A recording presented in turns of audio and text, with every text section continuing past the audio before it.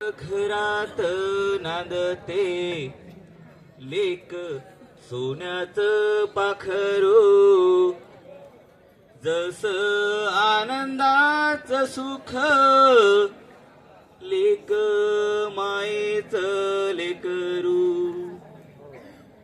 लेक फिरता घरात.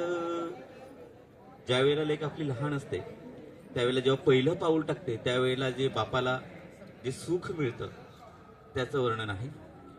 लेक फिरता घरात वाजे घुंगरू आवाज, जणू आनंदाचा मोर नाचे माझ्या काळजात.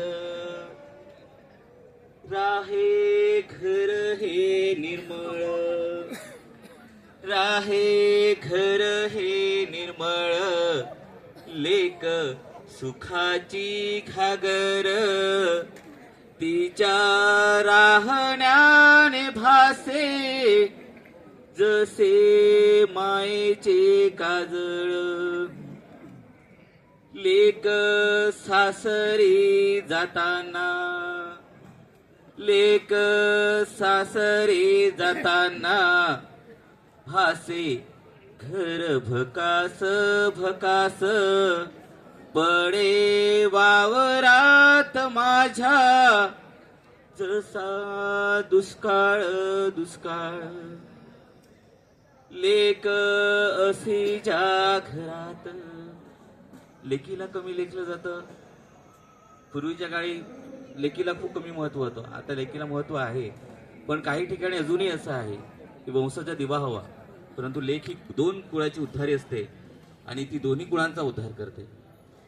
लेक असे ज्या घरात ते सुखाचे हे घर, राहे आनंदाने घर जसे सुखाचे आगर.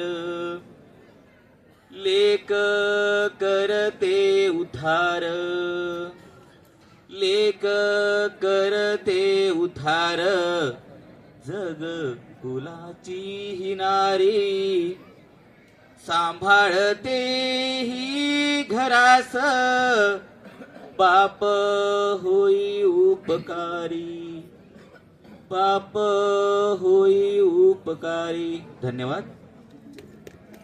वा, अतिशय सुंदर काव्यरचना त्यांनी आपल्यासमोर प्रस्तुत केली.